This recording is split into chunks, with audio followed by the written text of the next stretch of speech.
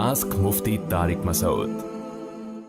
चोर बाजार से खरीदे हुए सामान का क्या हुक्म है? सामान अभी ख़रीदा है, इस्तेमाल नहीं किया है, क्या करें? अल्हम्दुलिल्लाह कराची में, पंजाब में बहुत से बाज़ार चोर बाज़ार के नाम से मशहूर हैं और वहाँ चोरी की चीज़ें आती हैं।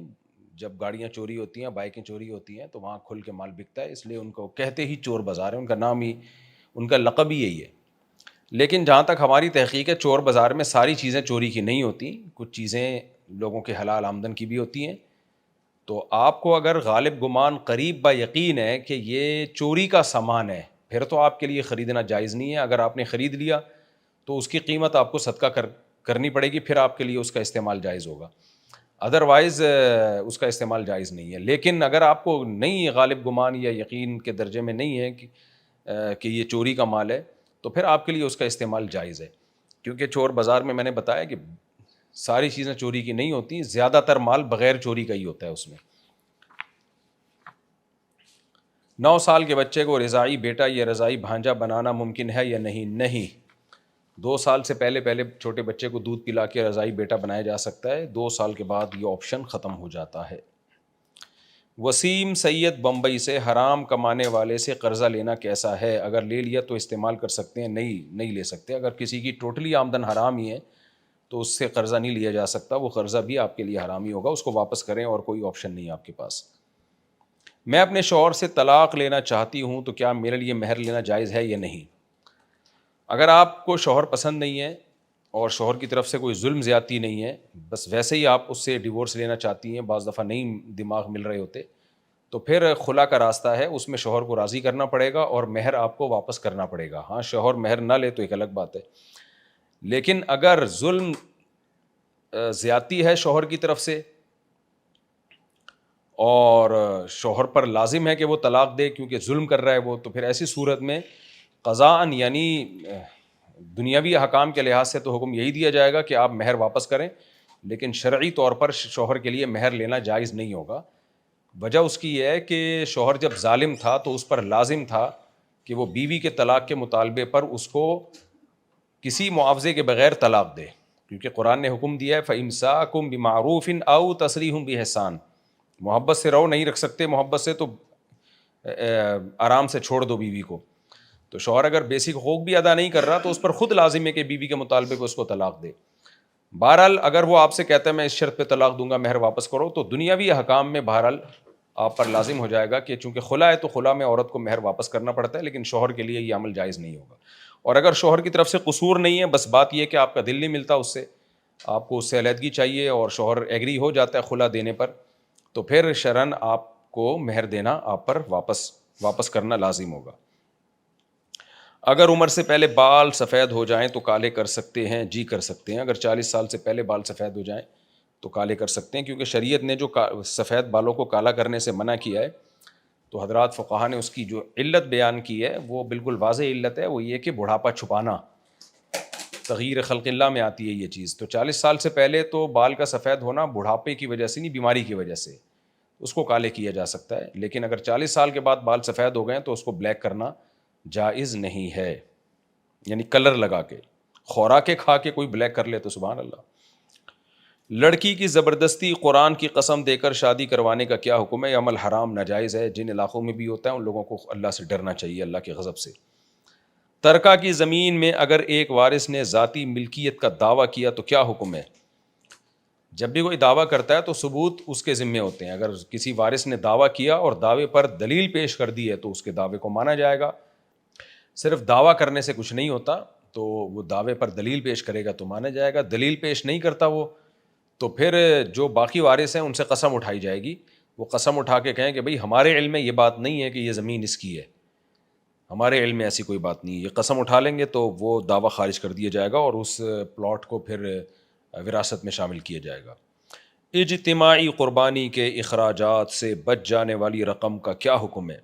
आजकल इसमें बड़ा मसला होता है। इज्तिमाई क़ुरबानी की जो रकम बच जाएगी उस रकम को मालिकों तक वापस लौटाना लाजिम है। वो आप उनकी परमिशन के बगैर न सदका कर सकते हैं, न किसी और खैर के काम में लगा सकते हैं। हाँ, ये ज़रूर है कि जब आप इज्तिमाई क़ुरबानी कर रहे थे तो आप उनसे पहले से ये बता दें کہ بھئی جو رقم بچے گی وہ ہم آپ کی پرمیشن سے، ہم پہلے سے آپ سے پرمیشن لے رہے ہیں، وہ ہم صدقہ کر دیں گے، خیر کے کام میں لگا دیں گے. تو اگر وہ اجازت دے دیتے ہیں تو ٹھیک ہے. لیکن یہ بھی ایک اہم بات ہے، اگر وہ اجازت دے بھی دیتے ہیں نا اور بعد میں کسی کو خیال آتا ہے کہ نہیں یار میری رقم مجھے واپس کرو، تو جب تک آپ نے صدقہ نہ کی ہو آخری وقت تک ان کو یہ اختیار ہے کہ وہ آپ کو کہیں بھائی ہم نے آپ کو پرمیشن دی تھی لیکن میرے حصے کی جو رقم بچ گئی ہے مجھے لوٹا دو، تو آپ کو لوٹانی پڑے گی. ہاں اگر ان کی پرمیشن سے آپ نے صدقہ کر دی، صدقہ کرنے کے بعد وہ کہتے ہیں کہ میری رقم مجھے چاہیے، آپ بولو بھائی ہم نے آپ کی پرمیشن سے صدقہ کر دی، اب نہیں ملے گی آپ کو. تو اس سے پہلے ہر شخص کو یہ اختیار ہے وہ اپنی رقم واپس لے.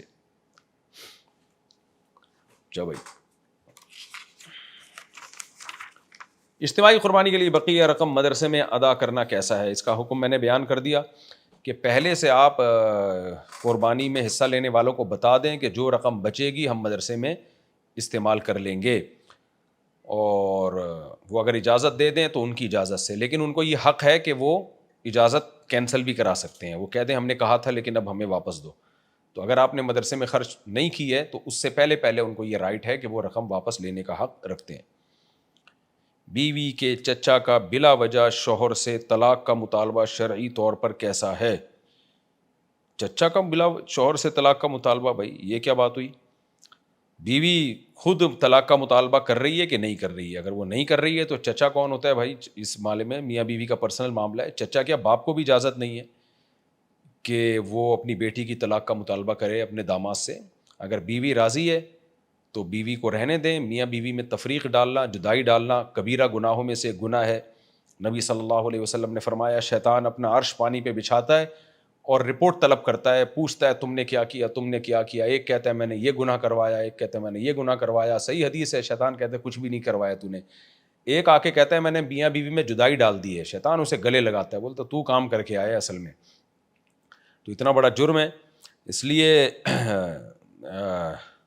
ہاں اگر عورت شوہر سے طلاق کا مطالبہ کر رہی ہے تو پھر اس میں دیکھا جائے گا کہ معقول ریزن ہے یا نہیں ہے. اگر معقول ریزن نہیں ہے تو اس پہ بھی نبی صلی اللہ علیہ وسلم نے وعید سنائی ہے کہ بلا وجہ عورت کا طلاق کا مطالبہ کرنا، یہ ایسی عورتوں کو منافقات میں شامل کیا گیا ہے. لیکن اگر کوئی معقول ریزن ہے تو پھر طلاق کا مطالبہ جائز ہے. باقی وہ پھر شوہر کو اختیار ہے کہ وہ طلاق دیتا ہے کہ نہیں دیتا. وقف شدہ زمین کو بیچ کر دوسری جگہ مسجد خریدنا جائز ہے؟ وقف شدہ زمین اگر کسی نے وقف کی تھی، جس کام کے لیے وقف کی تھی اب وہ وہیں یوز ہوگی، وہیں پر گھر بنے گا یا مسجد بنے گی یا جو بھی ہوگا اسی خیر کے کاموں میں، تو اس کا بیچنا ٹھیک نہیں ہے. وہ زندگی قیامت تک کے لیے وقف ہو گئی ہے جس کام کے لیے وقف کی تھی. ایک ہوتا ہے وقف کے لیے وقف کرنا، جیسے ایک زمین ہے یا مدرسہ ہے، اس کے لیے کسی نے زمین وقف کی کہ اس زمین کو اس مدرسے کے فائدے میں استعمال کیا جائے گا، اور یعنی اس کے کاموں میں. تو پھر ان کاموں میں سے ایک کام یہ بھی ہے کہ زمین بیچی بھی جا سکتی ہے اور زمین کو مدرسے کے لیے استعمال بھی کیا جا سکتا ہے. تو ایک تو مین زمین ہوتی ہے نا جو اس کام کے لیے وقف ہوتی ہے کہ مدرسہ بنے گا یا مسجد بنے گی، تو اس کو تو چینجیبل نہیں ہے وہ.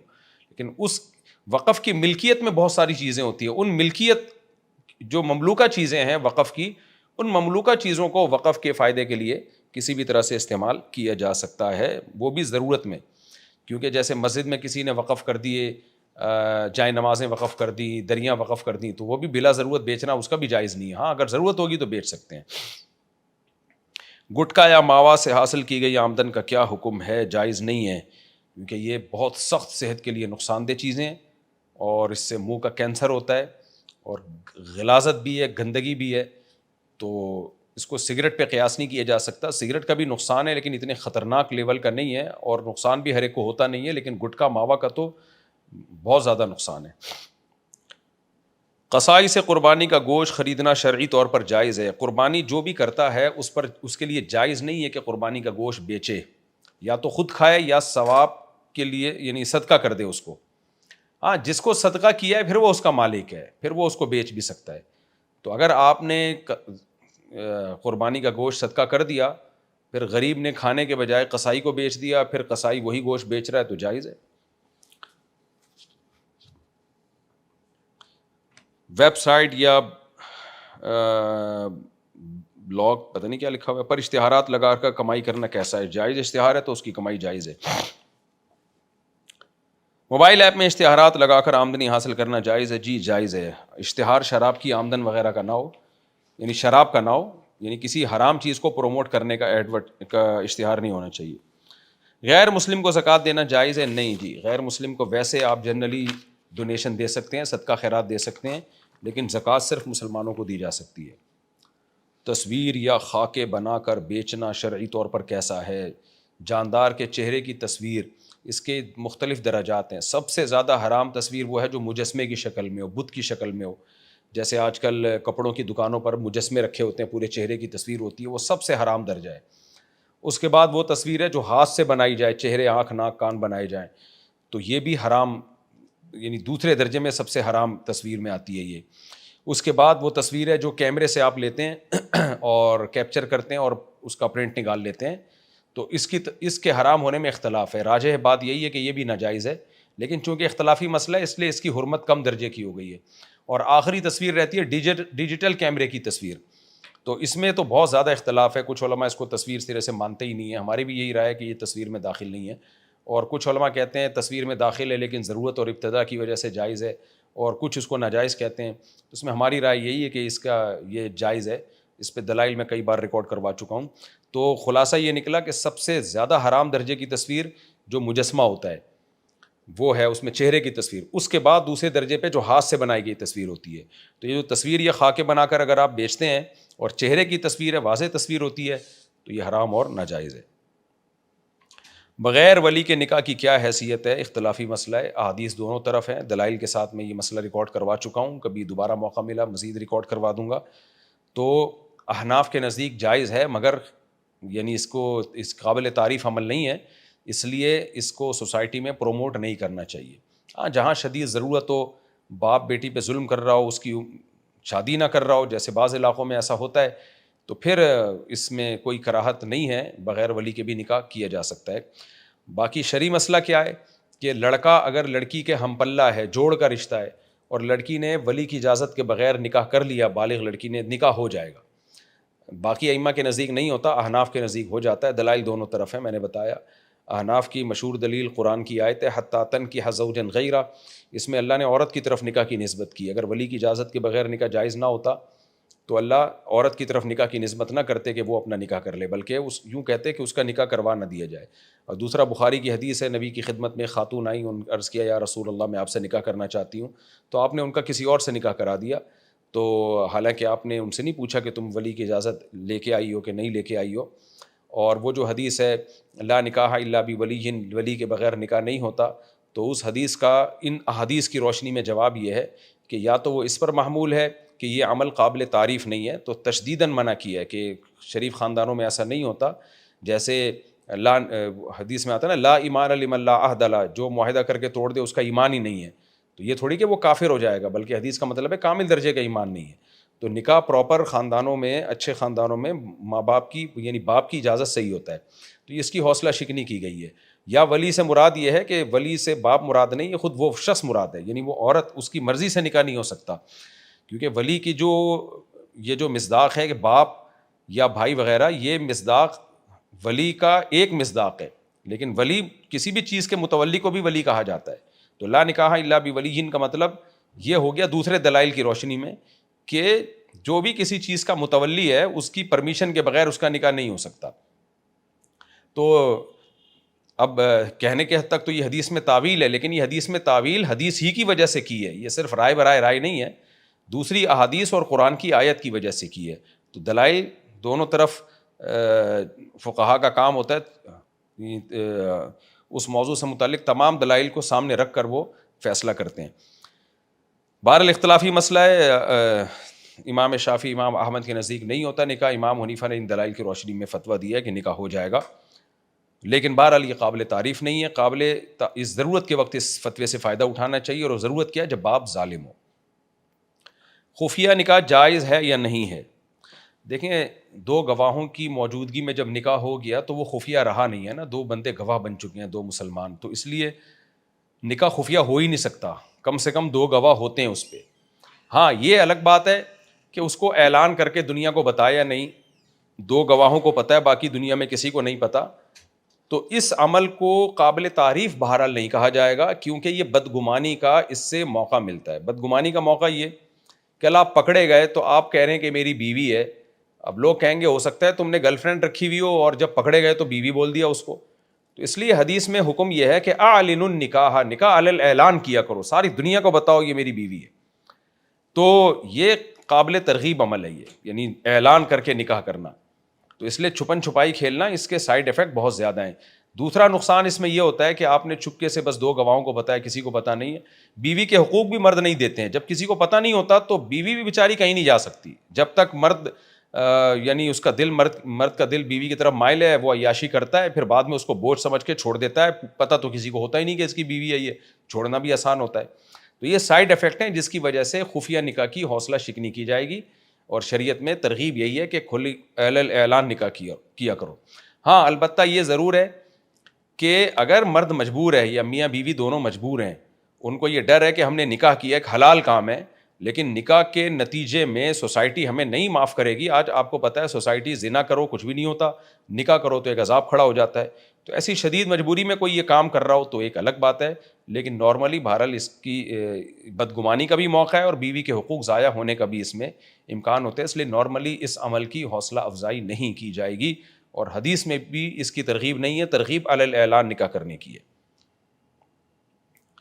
بیوی کے موبائل کی تلاشی لینا شرعن کیسا ہے؟ بلا وجہ موبائل جھانک تاک کرنا ٹھیک نہیں. اگر کوئی واقعی کسی کو کوئی ایسے قرائن ہیں جس سے بیوی پہ شک ہے, واقعی قرائن ہو, وہمی نہ ہو, کیونکہ بعض مرد وہمی ہوتے ہیں, وہ بلا وجہ ایک وہم سر پہ مسلط کر لیتے ہیں, شکی مزاجی ہوتے ہیں اور خام خواہ میں بیوی کے موبائل میں گھستے ہیں. بعض دفعہ یہ ہوتا ہے کہ اس کی کسی فرینڈ نے لڑکا بن کے کوئی میسج بھیج دیا ہوتا ہے, تو پھر بدگمانی کا شوہر کو موقع مل جاتا ہے. وہ ساری زندگی بیوی سے شک میں رہتا ہے, کیونکہ موبائل پر لوگ ایک دوسرے سے بے تکلفی کر رہے ہوتے ہیں, پرینک بھی کر رہے ہوتے ہیں, مذاق بھی کر رہے ہوتے ہیں. تو یہ شکی والے جو شوہر ہیں, یہ پھر ہمیشہ کے لیے ان کے دل میں بیوی کے بارے میں بال آ جاتا ہے. اس لیے اللہ اس کے رسول نے ہمیں حکم دیا ہے کسی کی پرائیویسی میں دخل اندازی مت کرو.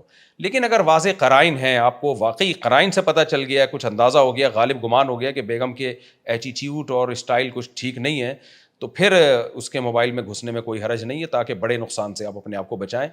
تو جواب کا خلاصہ یہ نکلا کہ بلا وجہ اپنی بیویوں کے موبائلوں میں نہ گھسیں.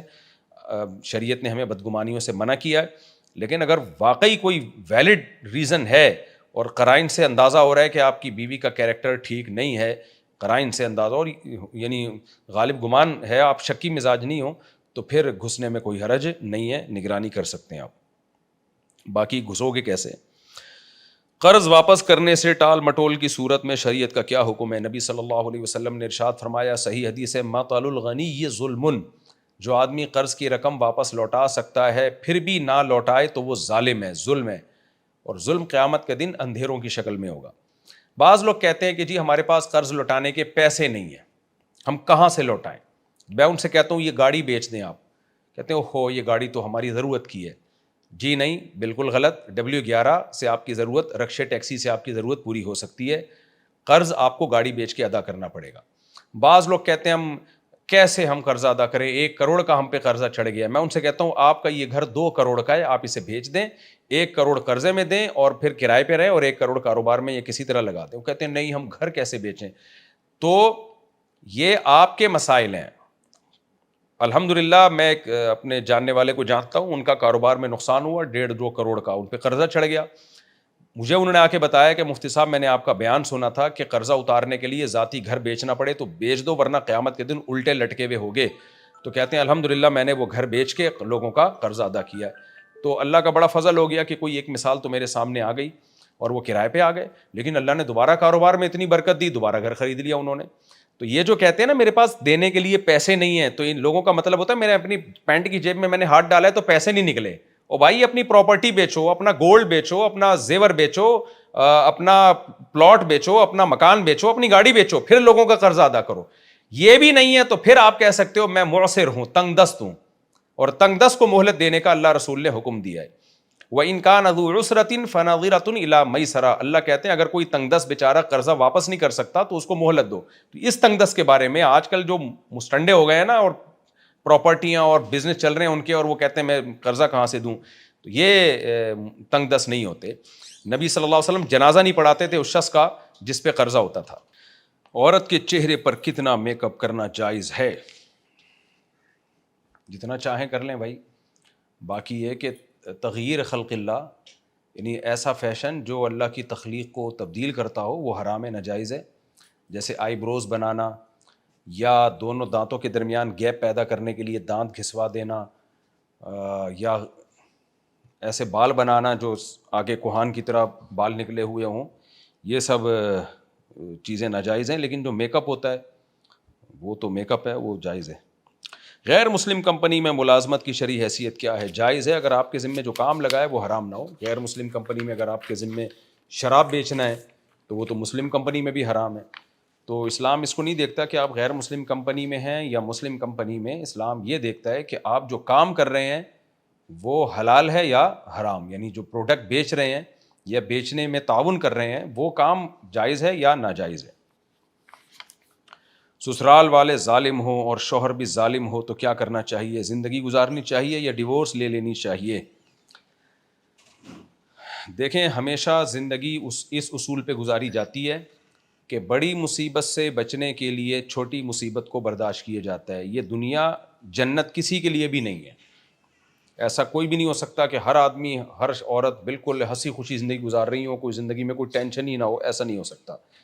ہمیشہ اس اصول پہ زندگی گزاری جاتی ہے کہ دو غم میں سے بڑا غم کون سا ہے. تو سسرال یا شوہر ظالم ہے تو آپ اگر ڈیورس لیں گی تو کوئی ٹھکانہ ملے گا آپ کو؟ لڑکیاں فوراً کہتی ہیں ہم جاب کریں گے. آپ کا کیا خیال ہے؟ جاب کرنے کے بعد آپ کی عزت محفوظ رہے گی؟ جب ملازمت میں لوگوں کو پتہ چلتا ہے نا یہ لڑکی ڈیورس طلاق یافتہ ہے تو شادی وادی کوئی نہیں کرتا، اس کی عزت سے کھیلتے ہیں لوگ. اب لبرل انٹیاں تو کہیں گی کیا ہو گیا عزت سے کھیل لیا. تو بھائی اسلام کی نظر میں یہ بہت بڑا جرم ہے، عورت کی بہت بڑی توہین ہے یہ کہ کوئی نکاح کے بغیر اس کے قریب آئے. تو اس لیے آپ خود یہ فیصلہ کریں کہ رہنے میں زیادہ نقصان ہے یا علیحدگی میں زیادہ نقصان ہے. اگر رہنے میں کم نقصان ہے، علیحدگی میں زیادہ نقصان ہے تو پھر رہ لیں، آپ گزارا چلائیں، دنیا مسافر خانہ ہے. اور اگر علیحدگی میں آپ کو زیادہ یعنی کم نقصان ہوگا، رہنے میں زیادہ نقصان ہے، تو پھر علیحدگی کی طرف جائیں آپ. یہ جب مان لیا جائے کہ شوہر اور سسرال واقعی ظالم ہیں بھی، تو بہتر یہی ہے کہ آپ اپنے خاندان کے بڑوں کو بیچ میں ڈالیں، وہ دونوں طرف کی بات سن کے فیصلہ کریں کہ واقعی وہ ظالم ہیں بھی یا نہیں ہے. بعض دفعہ ہم ناسمجھی میں کسی کے عمل کو ظلم سمجھ رہے ہوتے ہیں، حالانکہ وہ ہوتا نہیں ہے. بعض مرد یہ سمجھتے ہیں کہ بیوی ظالم ہے، لیکن سمجھدار آدمی ان کو سمجھائے تو پھر پتہ چلتا ہے کہ بھائی بیوی ظالم نہیں ہے، یہ تو عین عادل ہے. تو اس لیے خود یہ فیصلہ نہ کریں، سمجھدار لوگوں کو بیچ میں ڈالیں، وہ دونوں کی بات سنیں، پھر وہ فیصلہ کریں واقعی ظالم ہے. تو پھر اس کے بعد وہ اصول ہے جو میں نے آپ کو بتایا ہے. بعض لوگ کہتے ہیں کہ جمعرات کو یا عید کے موقع پر مردوں کی روحیں آتی ہیں، کیا یہ ممکن ہے؟ مردوں کی روحیں آتی ہیں، کیا یہ ممکن ہے انسان مر جائے اس کی روح دنیا میں آئے گی؟ نہیں جی، روحیں جب چلی جاتی ہیں تو پھر وہ دنیا میں نہیں آتی، وہ وہیں رہتی ہیں، ان کو وہیں رہنے دیں، دنیا میں نہیں آئیں گی وہ. آپ جمعرات یا عید کو نہیں آتی، وہ اپنا قبر میں ہی رہتی ہیں. میرے شوہر کا انتقال ہو گیا، میں جو بھی عبادت کرتی ہوں اس میں اپنے شوہر کی نیت بھی کر لیتی ہوں، تو کیا ان کو ثواب پہنچے گا؟ اللہ سے اچھی امید ہے کہ انشاءاللہ ثواب پہنچ جائے گا. باقی بہتر یہی ہے کہ آپ شوہر کے لیے دعا مانگا کریں مغفرت کی، اور صدقات و خیرات کیا کریں، یہ زیادہ افضل ہے. روزے میں ہینڈ پریکٹس کرنے سے کفارہ لازم ہوتا ہے؟ روزہ ٹوٹ جاتا ہے اور رمضان کا روزہ ہے تو گناہ کبیرہ ہے یہ، کیونکہ روزہ توڑ دیا آپ نے، لیکن اس سے کفارہ لازم نہیں ہوتا اور قضا بھی واجب ہوتی ہے. اگر والد صاحب کا انتقال ہو جائے اور والد صاحب پر کافی سارا قرضہ ہو تو کیا وہ قرض اولاد کے ذمے ہے؟ اگر والد صاحب نے وراثت چھوڑی ہے اتنی کہ جس سے وہ قرض ادا ہو سکتا ہے تو آپ کے ذمے ہے کہ وراثت میں سے قرض ادا کریں. لیکن اگر والد صاحب نے کچھ چھوڑا ہی نہیں ہے تو پھر آپ کے ذمے نہیں ہے. دے دیں تو اچھی بات ہے، نہیں دیں تو کوئی گناہ نہیں ہوگا.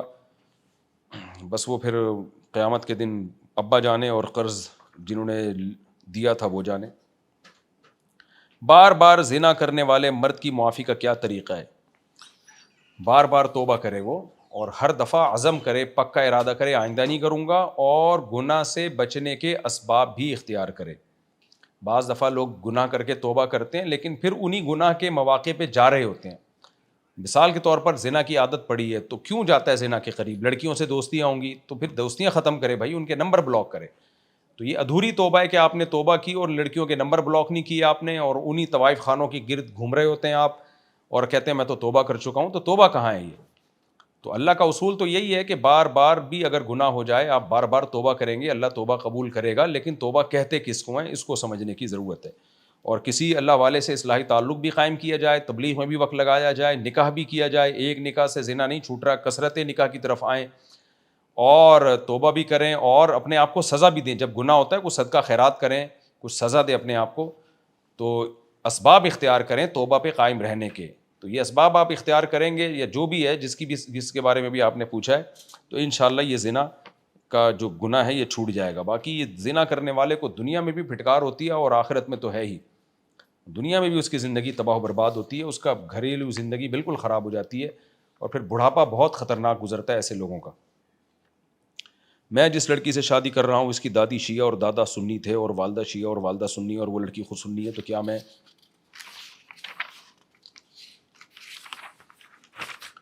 اس سے شادی کر سکتا ہوں؟ آپ سنی ہے, لڑکی بھی سنی ہے, تو شادی کر لیں بھائی, کوئی حرج نہیں ہے. اگر کوئی لڑکا کسی لڑکی کے ساتھ زبردستی زنا کرے تو کیا اس لڑکی پر بھی حد لگے گی, اور اس لڑکے کی شرعی سزا کیا ہے؟ کوئی زبردستی کرے تو حد نہیں ہوتی لڑکی پہ, پھر حد صرف لڑکے پہ جاری ہوتی ہے. اگر کما رہا ہے تو 100 کوڑے مارے جائیں گے, شادی شدہ ہے تو اس کو رجم کیا جائے گا. لیکن زبردستی کا مطلب کیا ہوتا ہے؟ تو عورت کی مرضی کے بغیر اس کے ساتھ زنا کر لینا بہت مشکل ہوتا ہے. بہرحال اگر واقعی زبردستی ہوئی ہے تو پھر اس میں عورت پر گناہ نہیں ہے. قرآن میں یہ مسئلہ صاف ہے, لا تکرہوا فتیاتکم علی البغاء ان اردنا لا تکرہوا فتیاتکم علی البغاء ان اردنا تحصنا لتبتغوا عرض الحیاۃ الدنیا. اگر انسان مر جائے اور اسے فوراً دفنایا نہ جائے تو کیا اس کا حساب و کتاب وہیں شروع ہو جاتا ہے؟ جی ہاں. یہ جو قبر میں دفنانے کا حکم ہے, اور یہ جو حدیث میں آتا ہے کہ قبر کا عذاب, قبر میں سوال جواب ہوتا ہے, تو اس قبر سے برزخی قبر مراد ہے. اگر کسی کو اس مٹی میں دفن کر دیا گیا تو یہاں ہوگا, اگر پانی میں ڈال دیا گیا تو پانی میں ہی حساب و کتاب شروع ہو جاتا ہے. تبھی قرآن میں آتا ہے اغرقوا فادخلوا نارا, نوح علیہ السلام کی قوم کو غرق کیا گیا اور آگ میں داخل کر دیا گیا. اور فرعون کے بارے میں بھی آتا ہے کہ فرعون کو اللہ نے تباہ کیا اور داخل کہاں کیا؟ آگ میں. تو اس کے لیے قبر کا عذاب پانی میں ہی شروع ہو گیا تھا. تو اگر کسی کو دفنایا جائے تو دفنانے کے بعد قبر میں نہیں دفنایا جائے تو جہاں ہو وہیں پر ثواب اور عذاب اور حساب و کتاب شروع ہو جاتا ہے. اللہ تعالی ہمیں برزخ کے عذاب سے محفوظ فرمائے. ہم نے اپنی شادی پر اپنے دوست سے 20,000 روپے ہدیہ لیے, اب جب اس کی شادی ہوگی تو ہم 1,500 دیں گے, کیا یہ بھی سود میں آتا ہے؟ جی بالکل سود میں آتا ہے. وجہ اس کی یہ کہ جو شادی بیاہ کے موقع پہ لین دین ہوتا ہے اس میں اکثر 100% نہیں, اکثر یہی ہوتا ہے کہ ہم اتنا دے رہے ہیں, تو کہنے کو تو وہ ہدیہ ہوتا ہے لیکن اصل میں ہوتا ہے ہماری جب شادی ہوگی تم نے لوٹانے ہیں. تو حضرات فقہاء نے مسئلہ بیان کیا, العبرۃ للمعانی لا للالفاظ. شریعت مقصد کو دیکھتی ہے, آپ کے الفاظ کو نہیں دیکھتی. مثال کے طور پر آپ کہتے ہیں موبائل میں نے آپ کو 1,00,000 روپے میں ہدیہ دیا, تو ہدیہ لیکن 1,00,000 روپے میں دے رہے ہو تو یہ خرید و فروخت ہے, یہ بیع و شراء ہے, تو ہدیہ نہیں ہے. یہ آپ کے ہدیہ کہنے سے ہدیہ نہیں بن جائے گا وہ. تو اسی طرح جب یہ نیوتا کی رسم ہے, یہ دیا جاتا ہے شادی میں, فلانے کی شادی پہ اتنا باقاعدہ لکھا جاتا ہے, ایک ایک کا نام ہوتا ہے, فلاں نے اتنے دیے تھے, جب اس کی شادی ہوگی تو ہمیں بھی دینے پڑیں گے. تو یہ ایک طرح کا قرضہ ہی ہے, اس لیے یہ جائز نہیں ہے. تو اس لیے اس رسم کو ختم کرنے کی کوشش کریں. اور اگر کسی نے گفٹ دینا ہی ہے تو دے کے بھول جائے, یہ نہ ہو کہ مجھے یہ واپس کرے گا, اس کو بتا دے بھائی واپس نہیں چاہیے. اور ویسے بھی جب آپ 2-2, 3-3, 4-4 شادیاں کریں گے تو لوگ آپ کو گفٹ دینا ویسے ہی چھوڑ دیں گے. لوگ بولیں گے ہماری ایک پہ اس نے 500 دیے تھے اور جب اس کی ہو رہی ہے تو ہمیں 4 دفعہ دینے پڑ رہے ہیں, تو ریٹ بڑھ جائیں گے, سارا بیلنس آؤٹ ہو جائے گا. تو 4 شادیوں کا ایک بڑا فائدہ یہ بھی ہے کہ اس سے یہ رسم انشاءاللہ ختم ہو جائے گی. کیا جس لباس کا پہننا جائز نہیں ہے اس لباس کا بیچنا بھی جائز نہیں ہے, جیسے عورتوں کے چھوٹے کپڑے وغیرہ؟ دیکھیں, خواتین کے چھوٹے کپڑے بیچنا جائز ہے, ہاں عورت کے لیے چھوٹے کپڑے پہننا جائز نہیں ہے. اب سوال پیدا ہوتا ہے جب اس کے لیے یہ لباس پہننا جائز نہیں ہے تو پھر بیچنے والے کے لیے بیچنا کیسے جائز ہو گیا؟ دیکھیں, بیچنے والے کی طرف جو نسبت ہوگی نا وہ یہ ہوگی کہ اس نے اتنا حصہ کور کرنے کا انتظام کیا ہے. باقی عورت باقی جسم اگر نہیں چھپا رہی ہے تو اس عورت کا اپنا قصور ہے. یہ یعنی دکاندار نے تو انتظام کر دیا, بھائی اتنا حصہ کور کرنے کا تو میں نے انتظام کیا, باقی بھی تم کر لو. تو وہ اگر عورت نہیں کر رہی ہے تو اس میں عورت کا قصور ہے.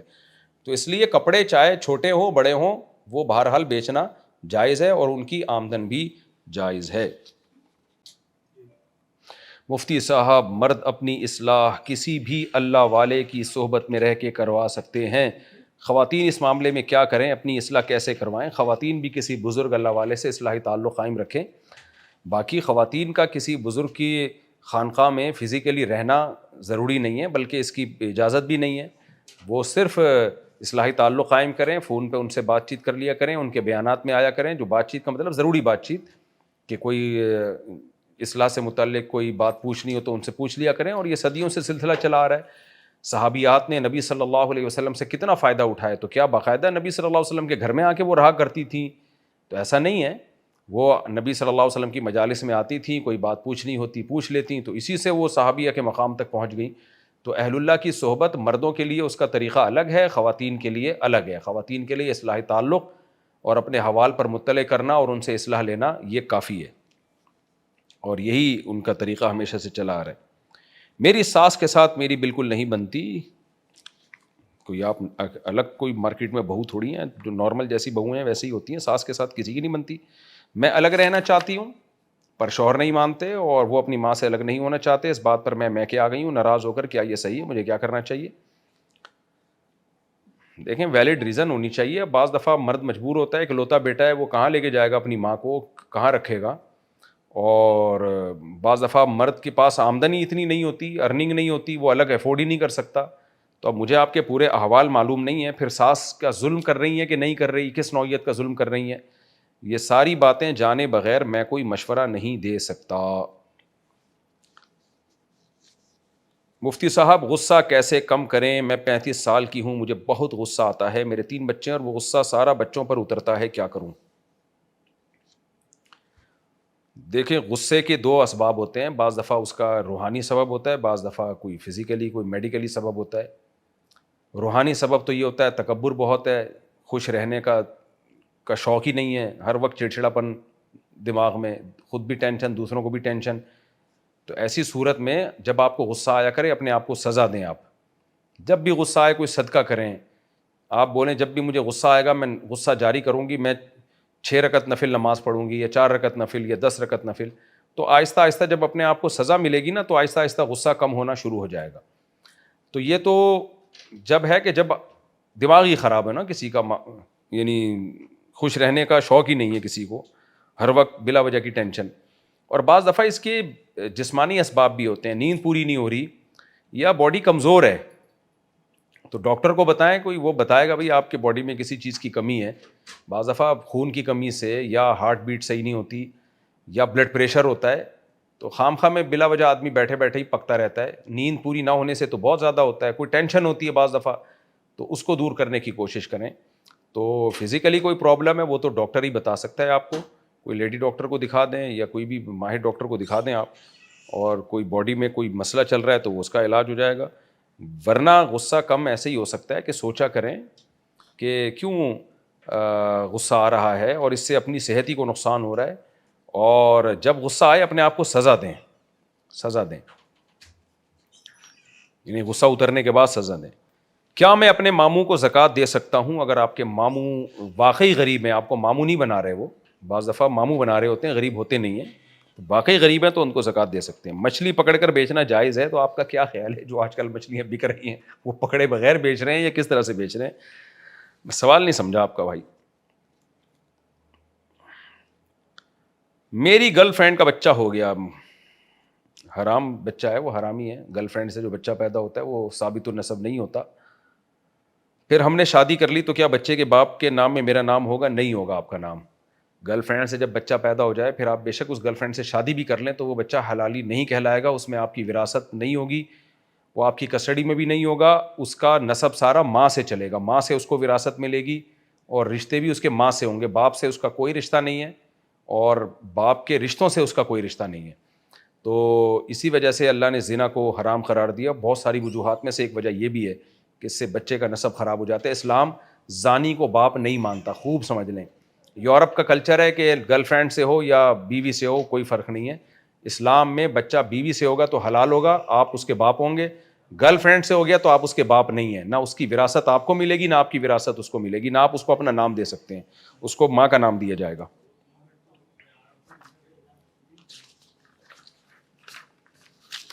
عرفان صاحب دبئی سے, مفتی صاحب آپ نے ایک جگہ کہا کہ شیطان دیندار شخص کو دعا سے ہٹا کر وظائف پر لگا دیتا ہے, تو ہمارے بہت سے اولیاء کرام وظائف پر پڑھا کرتے تھے, کیا وظائف دعا نہیں ہوتے؟ اور آپ یہ بھی کہتے ہیں کہ میں وظائف کا منکر نہیں ہوں, دوسری طرف یہ بھی کہتے ہیں کہ وظائف نہ پڑھا کرو. میں یہ بتا رہا ہوں کہ آج کل وظائف کو لوگوں نے زیادہ مسلط کر لیا, دعاؤں کو بھول گئے ہیں. باقی وظیفہ پڑھنا بذات خود جائز ہے، لیکن شیطان نے آپ کو ایک افضل کام سے ہٹا کے ایک کم افضل پہ لگا دیا. اگر آپ ہٹے نہیں ہیں، دعاؤں کا معمول ہے تو بہت اچھی بات ہے، لیکن لوگوں نے دعائیں چھوڑ دی ہیں، یہ ان لوگوں کے لیے میں نے کہا ہے. مفتی صاحب، اللہ تعالیٰ کیسا دکھتا ہے؟ کیا قرآن میں کوئی ایسی بات ملتی ہے جس سے ہمیں پتہ چلے؟ قرآن میں یہ پتہ چلتا ہے کہ اللہ کو اس دنیا کی آنکھوں سے دیکھنا ممکن نہیں ہے اور اس کا ادراک کرنا ممکن نہیں ہے. لا تدرکہ الابصار وہو یدرک الابصار، آنکھیں اس کا ادراک کر نہیں سکتی، اس کی حقیقت تک پہنچ ہی نہیں سکتی ہیں. تو اس لیے یہ سوال بنتا ہی نہیں ہے کہ اللہ کیسا دکھتا ہے، بھائی وہ ہماری عقل سے بالاتر ہے. کیا فرض نماز کے بعد سنتیں اور نوافل پڑھنے کی جگہ تبدیل کرنا ضروری ہے؟ اگر جگہ تبدیل نہ کریں تو کیا ہوگا؟ کچھ نہیں ہوگا، وہیں بھی پڑھ سکتے ہیں. محمد سلمان منصوری صاحب امروہہ سے، اگر کوئی مرد کان میں سونے کی بالی پہنے اور اس کا یہ عقیدہ ہو کہ اس سے فلاں بیماری نہیں ہوتی، تو یہ عقیدہ رکھنا کیسا ہے؟ یہ شرک تو نہیں ہے؟ شرکی عقیدہ ہے، یہ شرک تو نہیں ہے لیکن عقیدہ بہرحال شرکی ہے یہ. اور اگر یہ سمجھتا ہے کہ یہ مجھے نفع نقصان پہنچا سکتا ہے، اس کو اللہ نے اختیارات دیے ہیں، تو پھر یہ شرک بھی ہے. تو مشرکوں والا عقیدہ ہے یہ، اس لیے یہ حرام ہے، ناجائز ہے. اور مرد کے لیے سونا پہننا تو ویسے بھی حرام اور ناجائز ہے. ڈبل گناہ ہوگا، ایک غلط عقیدے کا اور دوسرا سونا پہننے کا. اور ایسے لوگوں کو نقصانات بھی بہت زیادہ ہوتے ہیں. خواتین حمل روکنے کے لیے جو دوا لیتی ہیں، اس سے کیا گناہ ہوتا ہے؟ حمل روک کیوں رہی ہیں؟ اصل سوال یہ پوچھنے کا ہے کہ حمل روکنا جائز ہے یا نہیں ہے. تو پھر وہ اس کے لیے تو مختلف طریقے ہیں، دوا بھی استعمال ہوتی ہے اور بھی بہت سارے طریقے جو ڈاکٹر بتاتے ہیں. تو اصل سوال یہ کہ دوا استعمال کر کیوں رہی ہے؟ حمل روکنے سے مقصد کیا ہے؟ تو حمل روکنے کا مقصد اگر یہ ہے کہ بچے زیادہ ہوں گے تو لوگ کیا کہیں گے، لوگ کہیں گے اور کوئی کام نہیں ہے، جس طرح کے لوگ طنز کر رہے ہوتے ہیں نا، خود بھی حالانکہ پیدا ہوئے ہوتے ہیں، ان کی ماؤں نے بھی ان کو پیدا کیا ہوتا ہے. تو یہ پھر حرام ہے، ناجائز ہے، کیونکہ شریعت میں اولاد کی کثرت کی ترغیب ہے. اور جس چیز کو شریعت نے ترغیب دی ہو، اس کو باعث فخر بتایا ہو، اس پہ شرمندگی محسوس کرنا یا اس نیت سے روکنا کہ لوگ کیا کہیں گے، تو یہ حرام ہے. اس کا مطلب آپ کو اللہ پر اعتراض ہے اور نبی پر اعتراض ہے، آپ کو اسلام پہ اعتراض ہے. اسلام کہتا ہے کہ یہ اولاد کی کثرت یہ قابل فخر ہے، اور آپ یہ سمجھ رہی ہو کہ یہ شرمندگی کا باعث ہے، سوسائٹی میں شرمندگی ہوگی. تو جس چیز پہ اللہ رسول نے فخر کا کہا ہو، آپ اس پہ شرمندہ ہو، تو اس پہ تو اسلام پہ ہی اعتراض ہے. اس نیت سے نسل روکنا حرام ہے.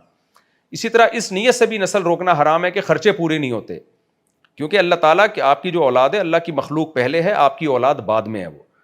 تو اس نیت سے بھی نسل روکنا حرام ہے. باقی اگر کوئی اس لیے نسل روک رہا ہے کہ 2-3 بچے ہو گئے ہیں، اب تھوڑا وقفہ ہو جائے تاکہ ان بچوں کو سنبھالنا آسان ہو جائے، یا یہ کہ کسی کو اولاد کا ویسے ہی شوق نہیں ہے، بدذوق آدمی ہے، یا عورت کی صحت کا مسئلہ ہے، تو پھر حمل روکنے کی اجازت ہے، اس میں گناہ نہیں ہے. لیکن ان دو نظریوں کے ساتھ اگر کوئی نسل روکے گا تو وہ گناہ گار ہوگا. باقی شریعت میں ترغیب بہرحال نسل بڑھانے ہی کی ہے. قرآن میں 7 منزلوں کا کیا مطلب ہے؟ دیکھیں، یہ 7 منزلیں بعض قاریوں نے عوام کی سہولت کے لیے 7 حصوں میں قرآن کو ڈیوائڈ کر دیا تاکہ ایک ہفتے میں قرآن اگر کوئی پڑھنا چاہے تو پڑھ سکے.